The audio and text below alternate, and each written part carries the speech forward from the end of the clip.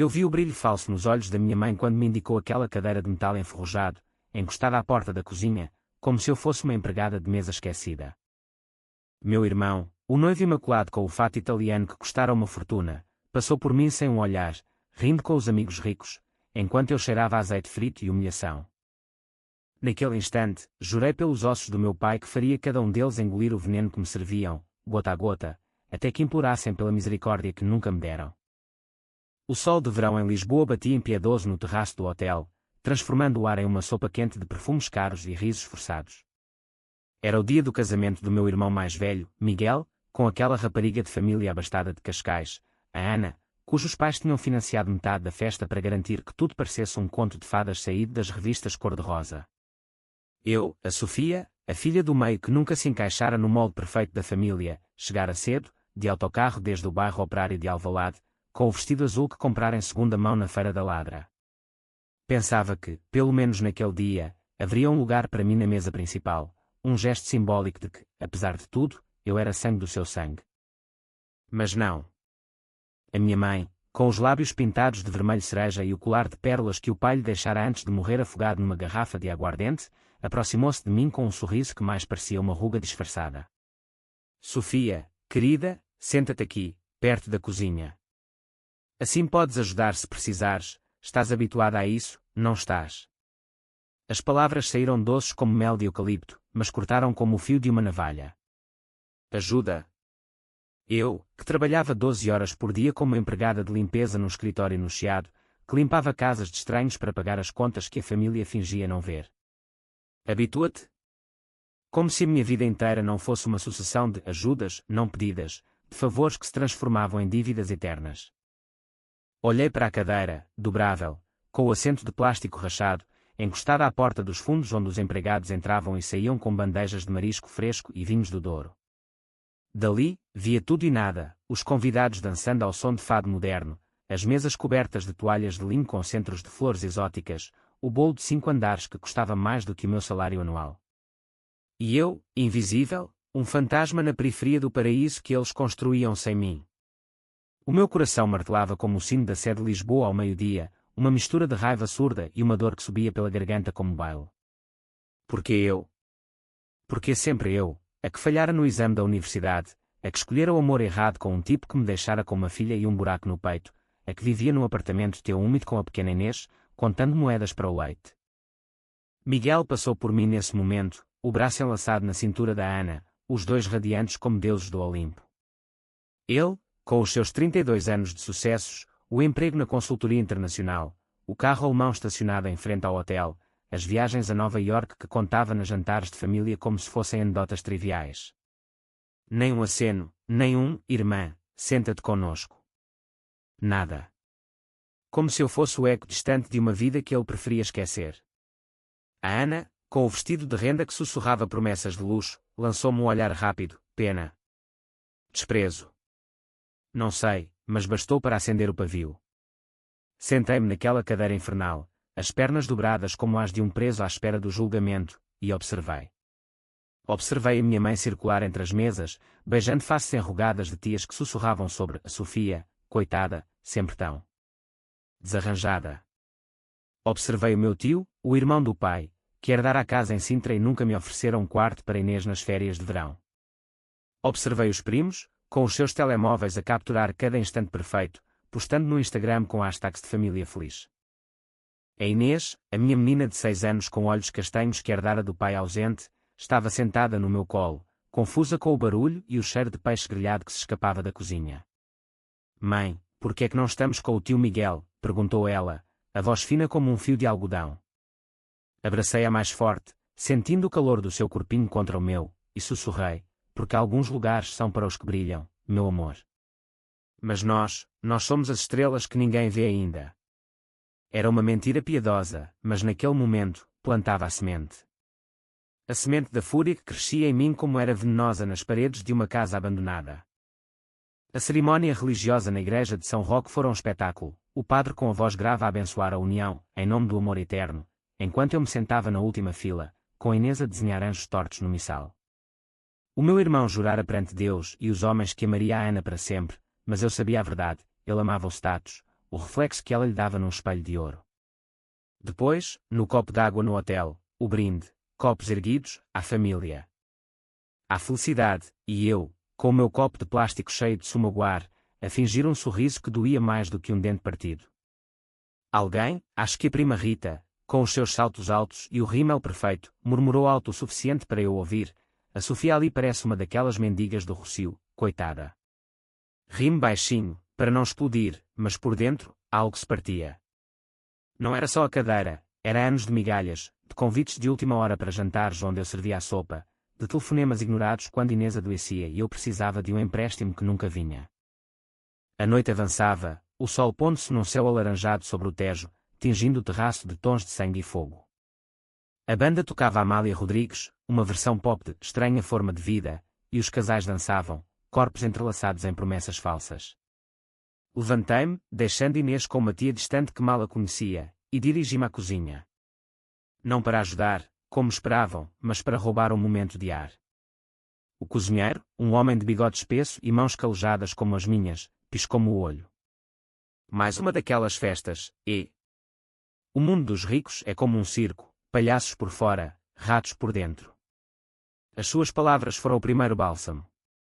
Voltei para a cadeira, mas agora com uma garrafa de vinho tinto escondida na saia, um vinho verde roubado das reservas, ácido como a minha alma. Bebi devagar, sentindo o álcool queimar a garganta, dissolvendo a vergonha em raiva pura. Pensei no pai, que morrera há 10 anos, deixando-nos com dívidas e um testamento que favorecera Miguel porque ele é o homem da casa agora. Pensei na mãe, que me culpara pela gravidez de Inês, chamando-me rapariga perdida, enquanto comprava fatos para o filho.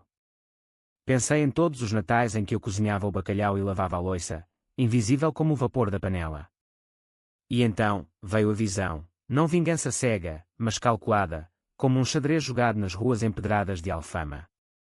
Eu faria com que eles vissem-me, não como a fracassada, mas como a que os derrubara. Começaria pequeno, um segredo aqui, uma carta ali, mas cresceria até engoli-los inteiros. O casamento continuou, fogos de artifício explodindo no céu como confetes de ódio. Abracei Inês, que adormecera no meu ombro, e sussurrei para o vazio: dormir, meu anjo.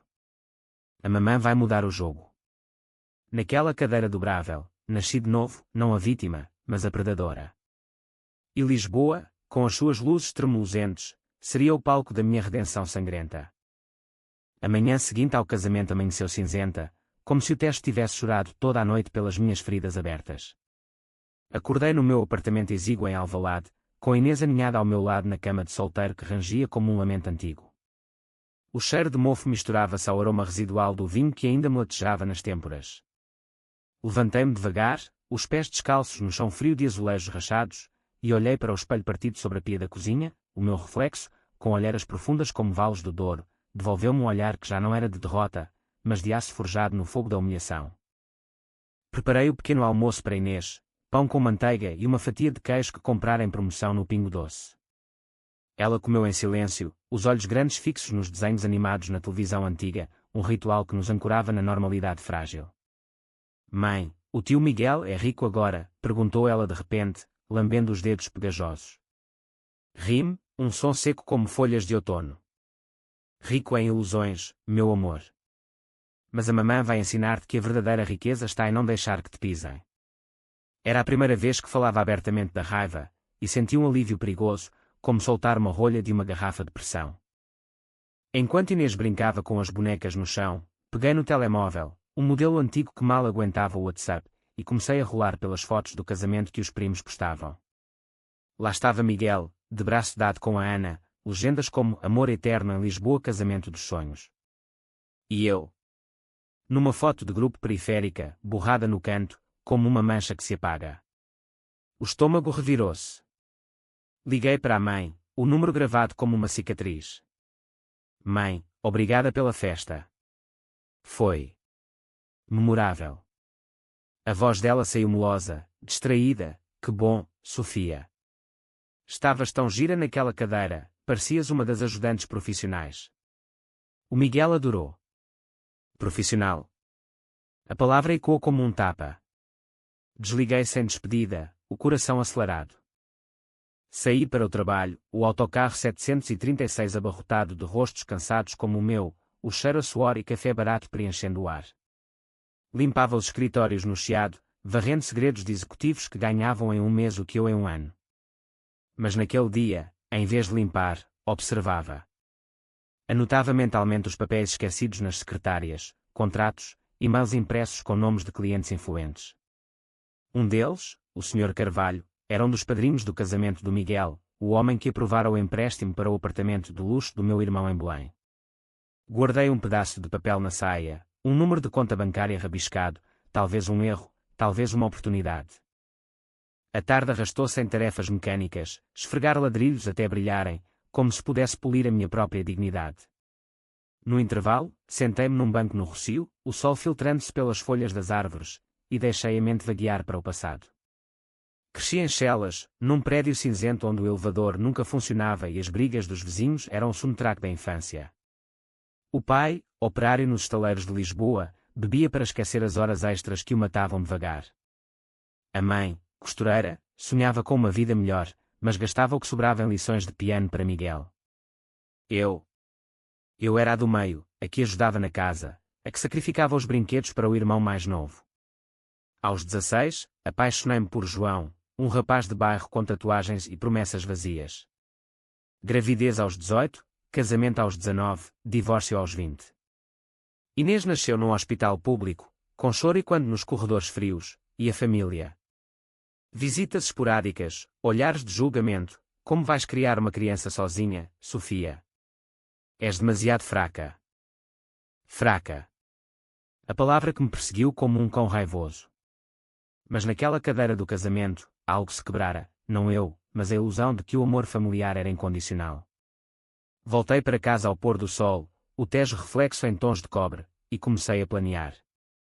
Nada impulsivo, eu lera Dostoiévski na biblioteca municipal, devorara Crime e Castigo como um manual. A vingança seria psicológica, uma erosão lenta como o mar nos penhascos da costa da Caparica. Primeiro, informação. Liguei para uma antiga colega de escola, a Teresa, que agora trabalhava na Câmara Municipal. Sofia. Quanto tempo? O que queres? Fingi casualidade, curiosidades sobre o tio, o Carvalho. Ele tem tantos negócios. Ela riu, mas prometeu ver o que descobre. Segundo as intenções, como o vinho que azeda. À noite, deitei Inês com uma história de princesas que se vingavam de reis cruéis, uma versão minha de A Bela Adormecida, onde a rosa tem espinhos envenenados. Sozinha na cozinha, com uma chávena de chá de camomila que não acalmava nada, escrevi numa caderneta velha, nomes, fraquezas, ligações. Miguel, ambicioso, mas trapalhão com finanças. Mãe, vaidosa, dependente de aprovação social. Tio Carvalho, rumores de offshores nas Ilhas Caimán. Era um mapa, um labirinto que eu construiria para os prender. Dormi pouco, sonhando com cadeiras dobráveis transformadas em tronos de ferro, e acordei com uma certeza gélida: a humilhação fora o catalisador, agora, o fogo ardia. Dias viraram semanas, o outono português instalando-se com chuvas finas que molhavam as ruas de Lisboa como lágrimas não choradas. O trabalho mantinha-me ancorada, varrer, limpar, sobreviver, mas a mente fervilhava. A Teresa ligou-me à tarde, voz baixa como se partilhasse um segredo de confissão: o teu tio, Sofia. Há papéis na Câmara sobre uma licitação para obras no Porto. Ele ganhou, mas há suspeitas de subornos. Não digas que ouviste de mim. Desliguei, o pulso acelerado, e guardei a nota, primeiro movimento. Convidei a mãe para café no Nicole, uma pastelaria em Belém perto da casa dela, um gesto de reconciliação falsa. Ela chegou com o casaco de pele sintética, cheirando a perfume caro. Sofia, que surpresa!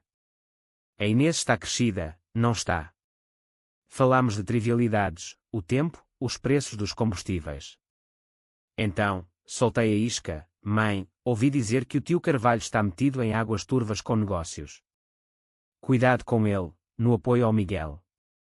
Os olhos dela arregalaram-se, o garfo com o pastel de nata parado no ar. O quê? Isso são mentiras, a família é honesta. Mas a semente plantada, o dúvida corroendo como ferrugem. Enquanto isso, Miguel enviou uma mensagem: irmã, passa pela casa nova no fim de semana. A Ana quer conhecer melhor a sobrinha.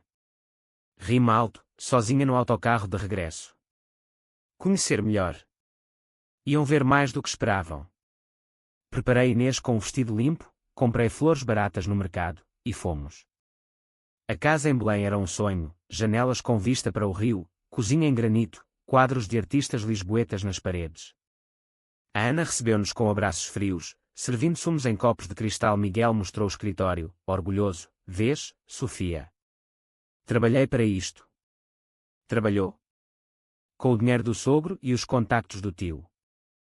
Durante o almoço, salmão grelhado e salada orgânica, Inês derrubou acidentalmente um copo de água na mesa imaculada. O silêncio caiu como uma guilhotina. A Ana limpou com um pano, o sorriso tenso. Crianças, não é? Mas Miguel franziu o sobrolho. Sofia, ensina-lhe a ter cuidado. Isto não é o teu apartamento. As palavras doeram como sal na ferida aberta.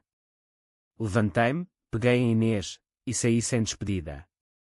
No táxi de regresso, um luxo raro, chorei pela primeira vez desde o casamento. Não de tristeza, mas de fúria purificadora. Eles viam-me como o caos, eu torná-los-ia no abismo. Naquela noite, contactei um advogado de bairro, um homem idoso chamado Sr. Mendes, que ouvira falar dos meus talentos de observação no trabalho. Paguei-lhe com horas extras poupadas. Quer saber sobre offshores? Discretamente. Ele assentiu, olhos astutos, vingança ou justiça, menina? Ambas, respondi. O plano ganhava forma, expor o tio, minar o apoio financeiro ao Miguel, forçar a mãe a escolher. Mas o coração? O coração era o campo de batalha. De noite, acordava suada, revivendo a cadeira, o riso abafado. Era como se a humilhação se instalasse nos ossos, um veneno que me fortalecia e destruía. Inês notava, mãe, estás zangada. Abraçava-a, inalando o cheiro a sabão de bebê. Não, amor. Estou acordada. O inverno aproximava-se, com ventos do Atlântico que uivavam nas ruas de Lisboa como fantasmas de traições passadas. Eu prosseguia, passo a passo, uma aranha descendo a teia na sombra. O Natal chegou como uma intrusa indesejada, embrulhada em luzes piscantes e o cheiro de rabanadas fritas que invadia as ruas de Lisboa. A família reunia-se na casa da mãe em Telheiras, um apartamento modesto mas arrumado com bibelos de viagens que nunca fizera. Eu chegara com Inês de mão dada, um presente embrulhado em papel de jornal, um livro de contos populares portugueses para o irmão mais novo, o Pedro, que estudava em Coimbra. Mas o ar estava carregado, como antes de uma tempestade no Tejo. A mesa estava posta com o melhor serviço, toalha de damasco, talheres de prata herdados do avô. Miguel e Ana, agora de férias das Maldivas, financiadas pelo sogro, claro, dominavam a conversa com histórias de praias de areia branca e coquetéis exóticos. A mãe servia o leitão assado, os olhos brilhando de orgulho maternal. Eu sentei-me ao lado de Inês, que devorava as filhós com dedos gordurosos, e observei. O tio Carvalho chegara tarde, com uma garrafa de Porto Vintage na mão, o fato amarrotado como se escondesse segredos mais pesados. Feliz Natal, família. Saúde aos negócios prósperos. Brindamos, copos tilintando como correntes. Foi durante a sobremesa que soltei a segunda isca. Tio, ouvi na rádio sobre escândalos no Porto de Lisboa. Subornos em licitações. Espero que não afete os teus projetos. O silêncio caiu como neve pesada. Os olhos do tio fixaram-se em mim, estreitos como fendas. De onde vem essa conversa, Sofia? Rumores de invejosos. A mãe interveio, voz trêmula. Não estragues o Natal, filha. Concentra-te na tua vida. Na tua vida. Como se a minha existência fosse uma nota de rodapé. Miguel riu, desconfortável, Sofia sempre com as teorias da conspiração. Passa o vinho, mana. Mas a semente germinava. Naquela noite, enquanto lavava a louça, o meu papel eterno, o telemóvel vibrou. O Sr. Mendes, confirma-se. O Carvalho tem contas nas Cayman. Documentos anexos. Cuidado, isto pode queimar. Descarreguei os ficheiros no meu portátil antigo, páginas de transferências bancárias, e-mails codificados. O coração batia como um tambor de fado. Não era só dinheiro, era a teia de mentiras que sustentava o império familiar. O tio usara contactos para ganhar contratos, Miguel beneficiara com um emprego recomendado, a mãe fechava os olhos para manter as aparências. De regresso a Alvalade, com Inês a dormir no colo no autocarro noturno, planeei o próximo passo. Nada drástico, psicologia, lembrei-me. Enviaria anónimos, primeiro ao tio, uma carta com extratos seletivos, sem ameaça, só dúvida, sabe quem mais vê os números. Enviada por correio normal, sem impressões digitais. Depois, à mãe, uma cópia subtil, insinuando que o sangue da família está em risco. E para Miguel? Algo pessoal, um e-mail falso de um colega questionando a ética do seu último projeto. Os dias de ano novo trouxeram chuva torrencial, transformando Lisboa num labirinto de poças reflexivas. Trabalhei dobrado, limpando escritórios encharcados, mas a mente voava. Inês adoecera com gripe, febre alta que me manteve acordada noites inteiras, com pressas frias na testa dela.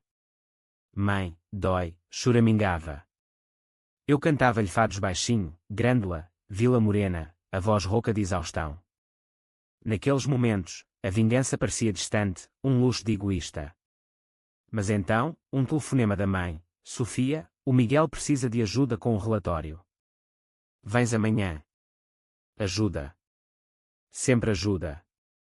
Recusei pela primeira vez, não posso, Inês está doente. O silêncio do outro lado foi acusador. O primeiro anónimo chegou ao tio numa segunda-feira chuvosa. Dias depois, viu no casamento de um primo distante, um evento menor, mas onde a família se reunia. O seu rosto estava pálido, olheiras profundas, bebendo uísque como se fosse água. Abordou-me no canto do jardim, voz um sussurro áspero, Sofia, foste tu. Aquela carta. É uma loucura. Finja surpresa, eu. Tio, eu limpo casas, não mentes. Mas os seus olhos traíam pânico. Bom. O pânico era o meu aliado. A Ana ligou nessa semana, voz melosa como melão. Sofia, querida, o Miguel está estressado com o trabalho. Talvez possas dar uma mãozinha, como nós velhos tempos. Velhos tempos, quando eu escrevia os relatórios dele na universidade, enquanto ele saía com amigos. Recusei novamente. Desculpa, Ana. Estou ocupada a ser mãe. Ouvi o clique da linha, o desprezo não dito. O segundo anónimo foi para a mãe, uma carta com uma página de transferências, anónima, postada de um correio em Setúbal para despistar. Ela ligou-me em pânico na véspera de Reis, Sofia. Alguém está a chantagear o teu tio. Dizem coisas horríveis. A família. Oh, Deus! Fingi preocupação, mãe, calma. Talvez seja um erro. Mas e se for verdade? O Miguel depende dele. Ouvi os soluços, o colapso da fachada. Vem cá, filha. Preciso de ti. Fui, mas não para consolar, para observar as rachaduras. Na casa dela, o ar cheirava a ansiedade, chá frio na mesa, o colar de pérolas torcido nos dedos. É o carvalho, Sofia. Ele nega, mas... E se o Miguel souber? A Ana é de família fina, não perdoa escândalos. Abracei-a, sentindo o tremor, e sussurrei, mãe, segredos têm pernas curtas em Lisboa. Ela ergueu os olhos, confusos, o que queres dizer? Nada. Mas plantara mais dúvida. Enquanto isso, o e-mail para Miguel, enviado de uma conta falsa, um whistleblower no escritório. O teu projeto no Porto. O tio Carvalho facilitou. Verifica os e-mails. Ele respondeu publicamente no grupo de família no WhatsApp. Alguém anda a espalhar mentiras. Família unida, ok. Mas o tom era forçado, o emoji de punho cerrado uma máscara. O inverno aprofundava-se, com neblina que envolvia a cidade como um véu de segredos. Eu sentia-me mais leve, como se cada semente plantada aliviava o peso da cadeira dobrável. Mas à noite, sozinha, o espelho mostrava uma mulher mudada, olhos afiados, sorriso torto. A vingança curava, mas envenenava, sonhava com o pai, julgando-me do além, Sofia, para.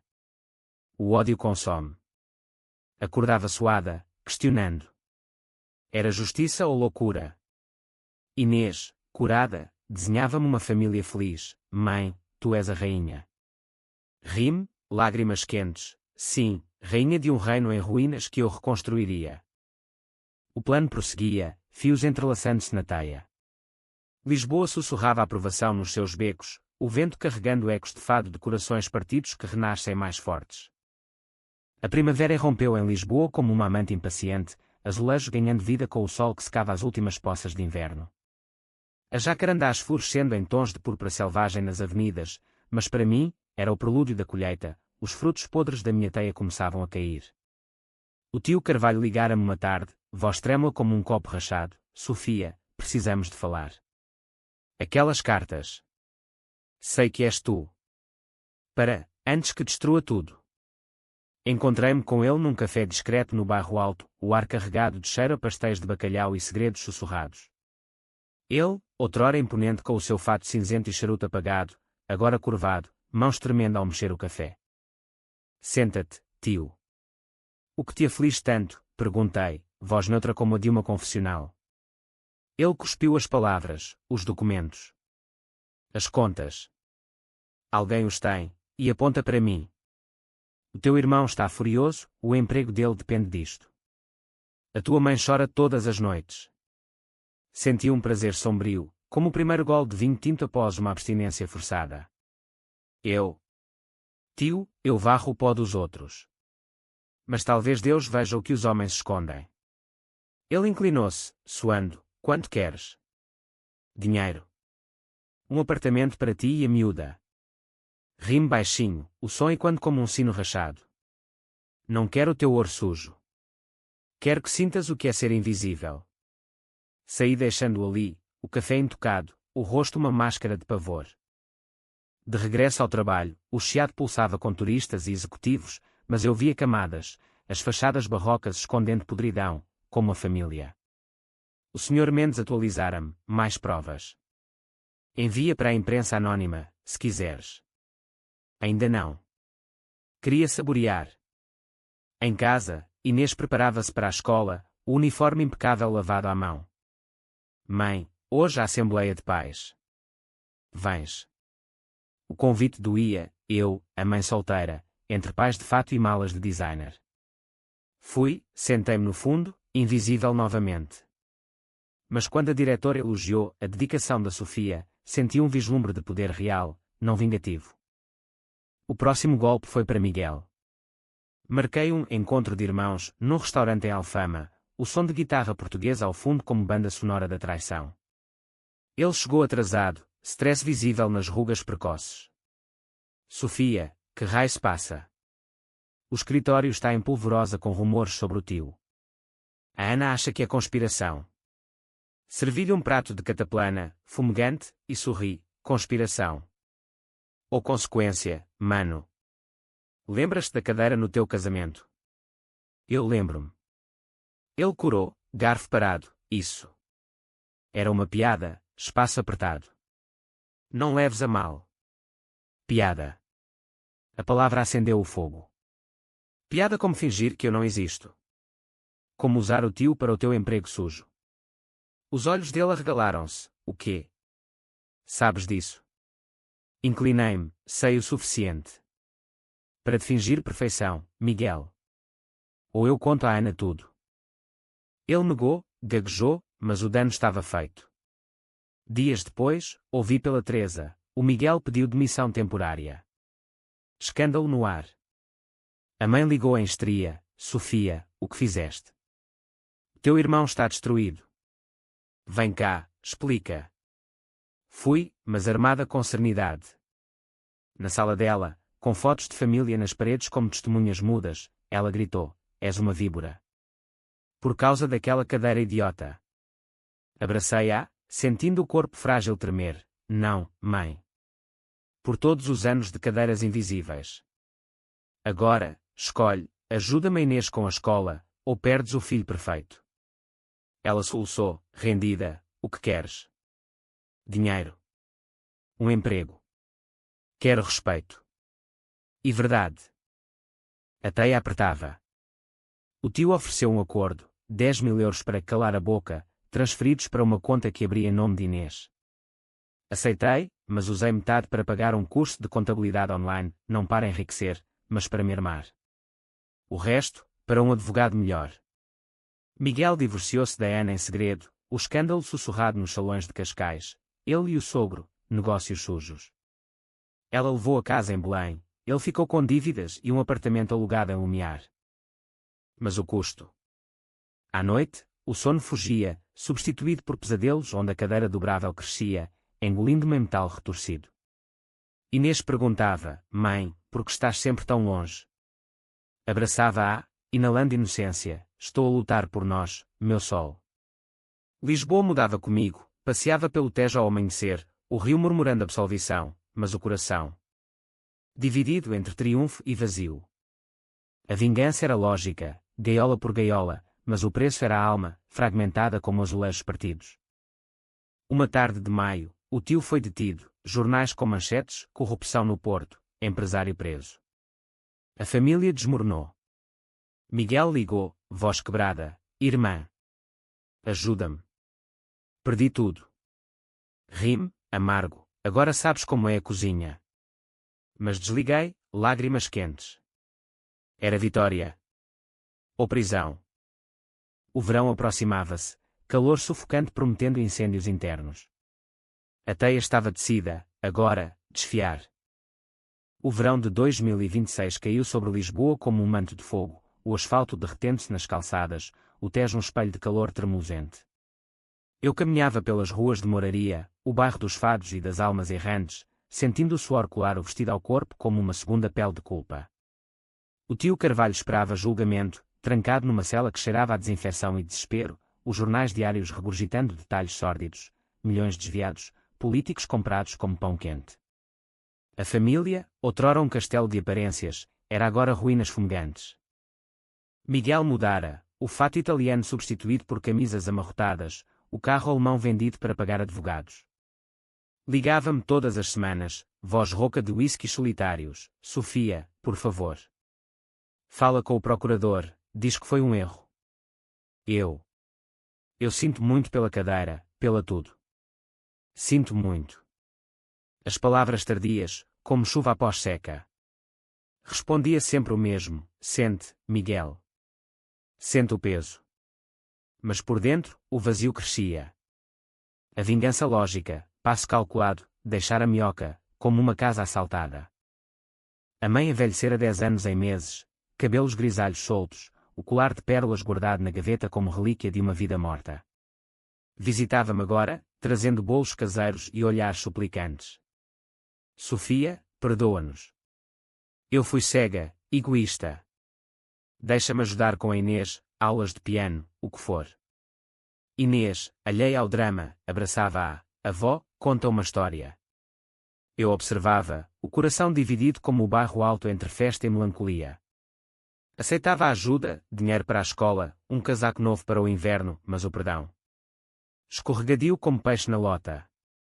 Trabalhei menos, o curso de contabilidade abrindo portas, um emprego num gabinete de auditoria entre campos, varrendo números em vez de pó. Ganhei independência, um apartamento maior em Arroios, com varanda para ver as luzes da cidade. Inês florescia, notas altas, amigos na escola, sonhos de ser veterinária.